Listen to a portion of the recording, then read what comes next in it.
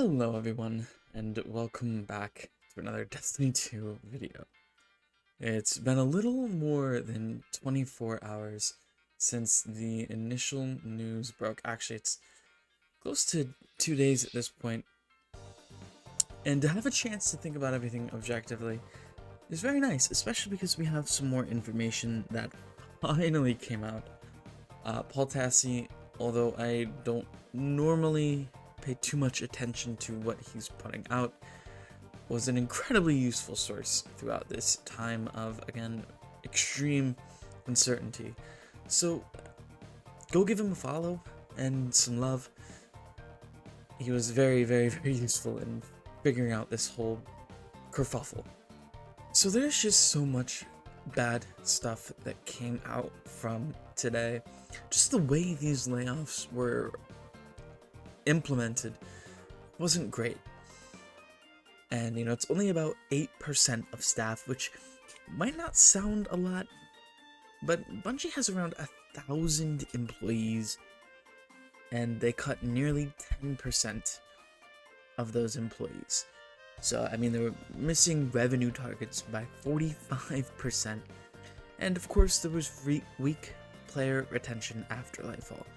The question I have, though, is obviously there had to have been some kind of ramification for the narrative debacle that Lightfall was. But if Bungie's also saying now, if Bungie are also saying that Final Shape is getting delayed because it's getting okay reviews and not great reviews, then why were we waiting until now to do this? One, because we had the reveal back in August, right? It's November now, just about, right? Like, it's November. That was 3 months ago. So that's definitely something to chew on. And also, how did Lightfall get, like, good reviews, or even great? Because Lightfall is a hot dumpster garbage of a story. If you go back and you look at it, you cannot tell me it's not that. Osiris's dialogue makes no sense whatsoever.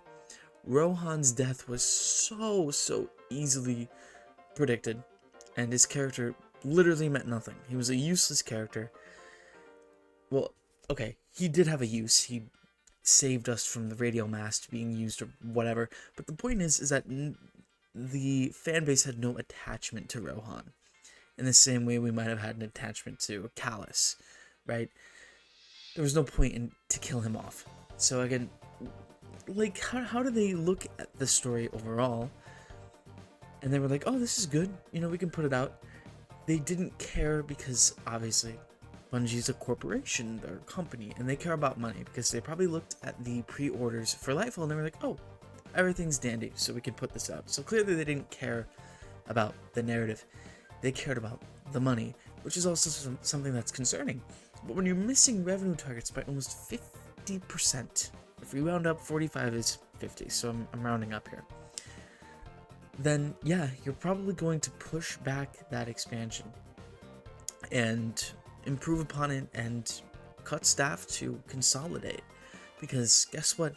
From now in between the release of Final Shape, it's gonna suck. It's gonna suck for Bungie, it's gonna suck for players of the game, because we're gonna have next season and then we're gonna have a very long drought. So people who enjoy playing Destiny at the same rate as I do, which is after a new season comes out, you binge it for a little bit and then give it a break, right? Well, that break is gonna be a lot longer this time around. I'm not gonna go too much into other things, except for the fact that, again, the way this was handled was just horrible.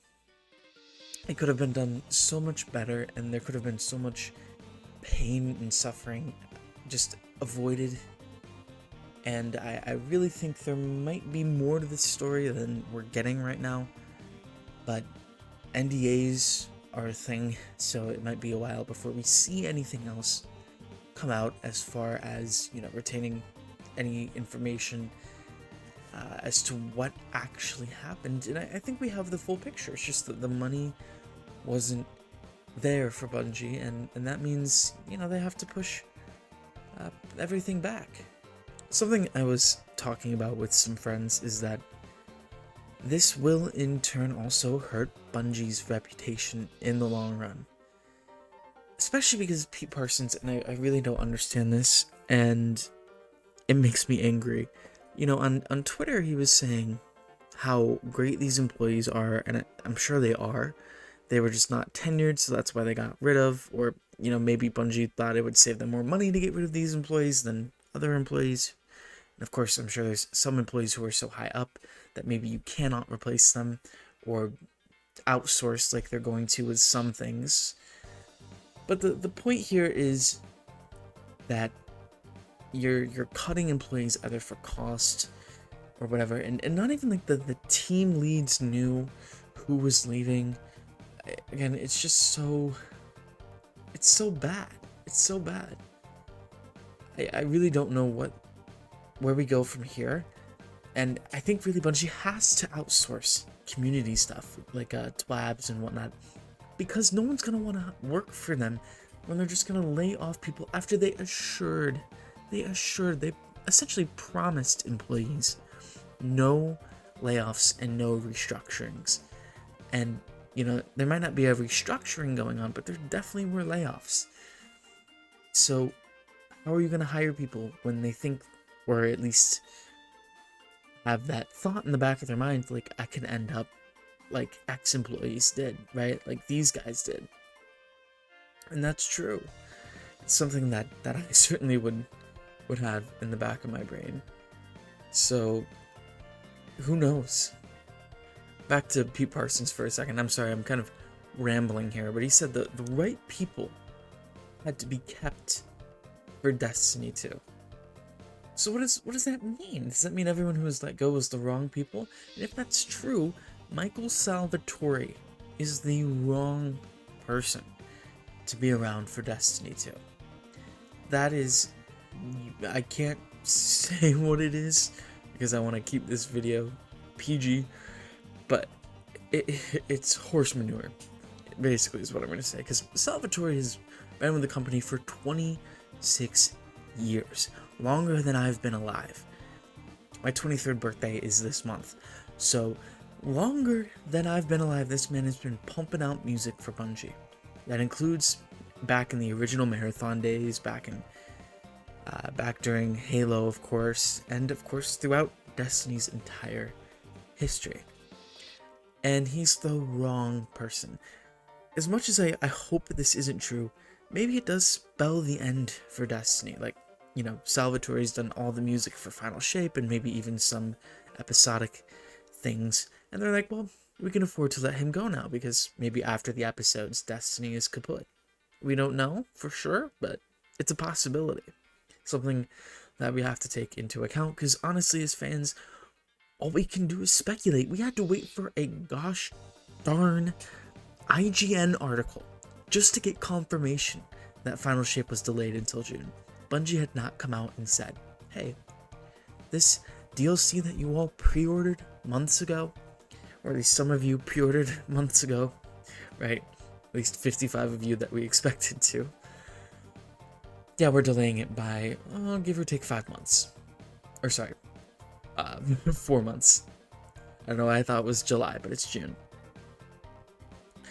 Yeah, it would have been nice to know that maybe 2 weeks ago when you had the meeting about the layoffs. But then again, I guess that would have given away the layoffs, and you wouldn't have been able to hide the exact number of those layoffs.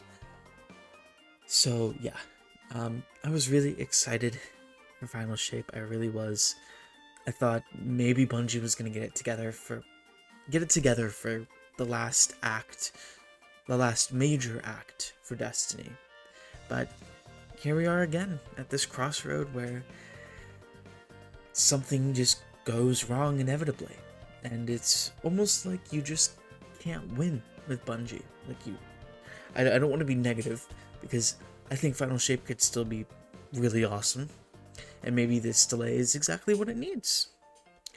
But until it comes out, or at least until we get closer to it, there's no way we'll know. So again, a lot of this is just waiting and seeing how the outsourcing goes for Bungie, how next season turns out. We won't see the real effect of these layoffs probably until after final shape. So there you have it. Thanks for watching. Like if you enjoyed, subscribe if you want to see more. Although with all this news and how Destiny is right now, I might not be doing too much Destiny content for a little bit. I've been playing a lot of Warhammer Dark Tides, enjoying that. Apex just had a new season, it's a new season for Apex Legends, so might play a little bit of that. And there's plenty of other good games out there to give a shot right now, so yeah. Anyways, thanks again for watching, and I'll see you guys next time.